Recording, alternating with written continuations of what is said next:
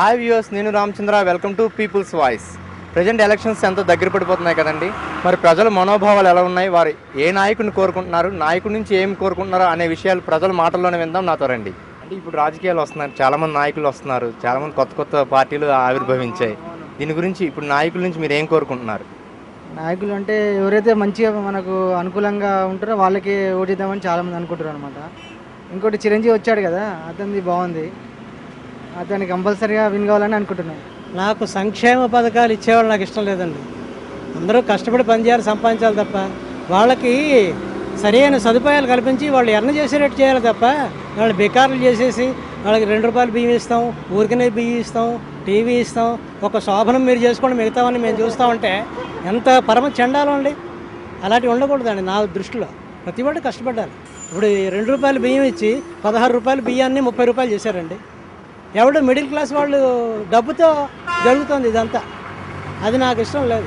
Loksatta party చెప్పడంలో ఉందండి, అది ఎంతవరకు చేస్తున్నది అవకాశం ఇస్తారో మన వాళ్ళు చూడాలి. ఎందుకంటే ఈ ప్రలోభాల మధ్యనే డబ్బులు, మందు, ఈ ప్రలోభాల మధ్యన వాడికి ఓటేసే వాళ్ళు ఉంటారు. 10 మంది అలాంటి వాళ్ళు ఉంటారు, మిగతా 90 మంది మందు కొట్టేసో లేకపోతే డబ్బులు పుచ్చుకుని వాళ్ళకే ఓటేస్తారు, వాళ్ళే వస్తారు.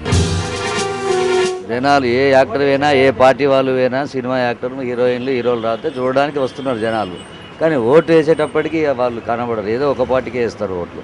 మీరు రాబోయే ప్రభుత్వం ఏ ప్రభుత్వం అయితే వస్తుందో వాళ్ళ నుంచి మీరు ఏం కోరుకుంటున్నారు? మాకు తెలంగాణ సపరేట్ కావాలి. తెలంగాణ రాష్ట్రం సపరేట్ అయితే మా ఉద్యోగాలు, మా పిల్లల భవిష్యత్తు, మా తెలంగాణ భూములు మాకు దక్కుతాయి. తద్వారా ఉద్యోగాలు వస్తాయి. మా తెలంగాణ రాష్ట్రం కావాలి. కొత్త పార్టీలు దేనికి ఏదాన్ని మెజారిటీ రాని సమస్యగా లేదు.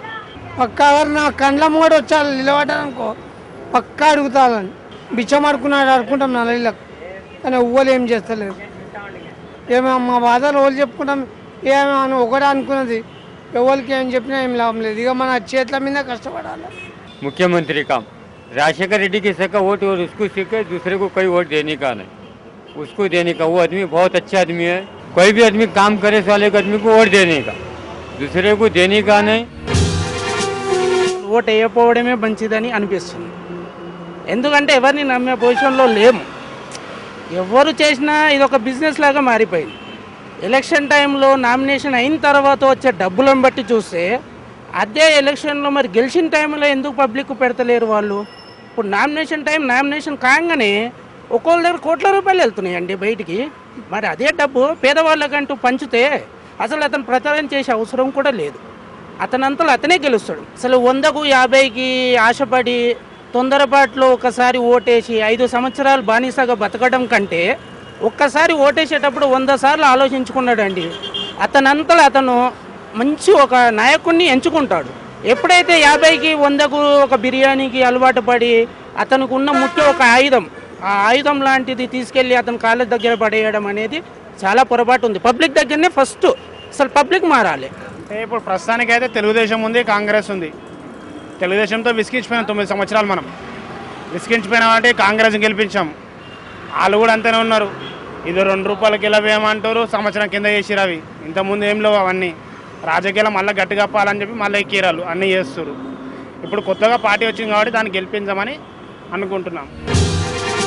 ప్రజల్లో ఉండే అమాయకత్వాన్ని బట్టి యూజ్ చేసుకొని ఒక్కొక్కరు గద్దె మీదకి ఎక్కినాక వాళ్ళ కాళ్ళ కింద చెప్పుల్లాగా నలుచుకుంటున్నారు ఈ ప్రజల్ని. లాస్ట్ 5 years దాకా కాదు, మాకు కొంత సేవ చేస్తారు, మాకు కొంచెం అర్థం చేసుకుంటారు, మా సమస్యలు వాళ్ళకి కొట్టేస్తాం.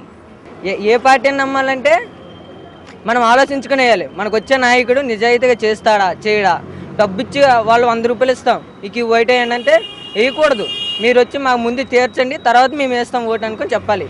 అందరూ మన వాళ్ళు అనుకోండి ఓటే కావాలి మనకి. మామూలుగా అయితే ప్రజాకర్షక పథకాలు అయితే నేనైతే పర్సనల్గా అప్రిషియేట్ చేయను. ఫౌండేషన్ సరిగా ఉండాలి. పునాదుల మీద కట్టుకుంటూ వస్తే ఏ కంట్రీ అయినా ఫ్యూచర్లోనైనా బాగా అవుతుంది. సస్యశ్యామలంగా ఉండాలంటే మెరుగైన విద్య, ఆరోగ్యం ఈ ప్రస్తుతానికి ప్రజెంట్గా ఇక్కడ ఈ తెలంగాణ జిల్లాలో తెలంగాణ ఖచ్చితంగా రావాలి. కనీసంగానైనా ఎవరైనా కొద్దిగా గొప్ప మంచి చేస్తారనుకుంటే ఎవరు కూడా చేసే తీరలేరు. అసలు ఓటు వేయాలంటే కూడా భయం అనిపిస్తుంది. ఇప్పుడు వచ్చిన ₹100 కొండ గ్యాస్ ఇస్తాడు, ₹200 కిలో బియ్యం పెడతాడు, ఏం లాభం అవన్నీ? గత టీడీపీ ప్రభుత్వంలో ఎలా ఉండేదంటే ఇప్పుడు గవర్నమెంట్ ఆఫీసులో అందరు టైంకి వచ్చి టైం పోయేవాళ్ళు. ఇప్పుడు ప్రస్తుతం కాంగ్రెస్ ప్రభుత్వంలో ఏదైనా ఫైల్ కదలాలంటే వాళ్ళ టేబుల్ కింద ఏదైనా పెట్టాలి, అప్పుడు కానీ ఫైల్ కదలేదండి. అలా అయిపోయింది పరిస్థితి. ఇప్పుడు ఈ కరప్షన్ అనేది ముగించుకోవాలి. అప్పుడు కానీ మన పేదలకు మన మిడిల్ క్లాస్ వాళ్ళకు చాలా ఇంప్రూవ్మెంట్ వస్తుంది. ఇప్పుడు 2 రూపాయల కిలో బియ్యం పెట్టిన రాజశేఖర్ రెడ్డి 2 రూపాయలు, ఇదివరకు 15-17 రూపాయలు ఉండే సన్న బియ్యము, ఇప్పుడు వచ్చేటప్పుడు 30-35 రూపాయలు అని. నాలాంటి మధ్యతరగతి వాడు తినలేకపోతాడు. వాడు 2 రూపాయలకు బియ్యం ఇచ్చుడేమో కానీ మొత్తం అన్ని రేట్లు పెరిగినాయి. కూరగాయల కంచి ప్రతి రేటు పెరిగింది, ప్రతి వస్తువు మీద గుండు సూది కంచి పెరిగింది రేటు. కలర్ టీవీలు ఇస్తాడట, కలర్ టీవీలు ఎందుకు ఇస్తాడు? ఉచితం అయితే భావం ఎత్తాడు, ఏంది పని దొంగలు చేయడానిక? యువతని పెడగా పట్టడానిక? ఎందుకు పని చేయండి? నువ్వు ఎట్లా ఇస్తావు? పని కల్పించు. నువ్వు ఈ మద్యం ఎందుకు? మద్యం ఆప్ చేయాలి. మద్యం చేపట్టి మస్తు మంది ఖరాబ్ అయిపోతారు. చూడండి, జనానికి ఎప్పుడైనా ఒక నాయకుడు అంటే ఎవరికైనా ఆకర్షణ. ఫస్ట్ ఆఫ్ ఆల్ దగ్గరికి వస్తే, ఇంటి దగ్గరకు వచ్చినప్పుడు ఎప్పుడు చూసిన వ్యక్తిని కూడా ఆ రోజు చూసినప్పుడు అతను దండేయడం అది సహజం, కామన్ అది. కానీ అతన్ని అడిగే ధైర్యం కానీ సాహసం కానీ ఆ లోకల్ నాయకులతో సపోర్ట్గా వస్తారు కదా, వాళ్ళతో అడిగే ధైర్యం జనాలకు ఎవరికి ఉండదు. ఉన్నదని అణచేస్తారు. ఎవరైనా అడిగినారంటే వాళ్ళు అణచేస్తారు. పబ్లిక్ రాజ్యం వెళ్ళారు. ఈ రాజకీయాలు ఉన్నంత వరకు ఇప్పుడు మాత్రం వచ్చి ఇస్త్రీ చేస్తా, నేను చెరుకు రసం దాపుతా, అది చేస్తా. ఇప్పుడేనా ఈ ఎలక్షన్ టైంలోనేనా నీకు జ్ఞాపకం వచ్చేది పబ్లిక్? మళ్ళీ ఈ ఎలక్షన్లు గెలిచినాక 5 ఏళ్ళ తర్వాత ఎందుకు రారు మీరు? రోజు వచ్చి వాళ్ళ కష్టాలు చూసుకోవాలి. కాన్సెషన్ రోజు తిరగాలి, ఏసీలో కూకుంటే కాదు. నువ్వు ఎవరు డబ్బిస్తే వాళ్ళకి ఓటేస్తున్నారు, వాళ్ళు ఆలోచిస్తలేరు రేపటి మనం మీరు ఏం చేస్తాడో. వాళ్ళ ఇది ఏంటంటే ఫాల్ట్ ఎడ్యుకేషన్ లేదు. ఎవడైనా ఉంటే కన్నా లోక్ సత్తా ప్రతి ఒక్కడు వాళ్ళకు ఓటేయాలి. జయప్రకాష్ నారాయణ మనం గెలిపించుకుంటే అప్పుడు మన ఆంధ్రప్రదేశ్ అనేది కొద్దిగా అప్పుడు చేంజింగ్ వస్తుంది. చూసారుగా పీపుల్స్ వాయిస్. కొందరైతే ఖచ్చితంగా మాకు ఈ నాయకుడు కావాలి, ఆ నాయకుడి నుంచి ఇవి కావాలని చాలా సూటిగా చెప్తున్నారు. కొందరైతే ఎవరు వచ్చినా ఏం చేస్తారులే అంటున్నారు. కెమెరామెన్ సత్యనారాయణతో రామచంద్ర, ఐ న్యూస్, సికింద్రాబాద్ నుంచి.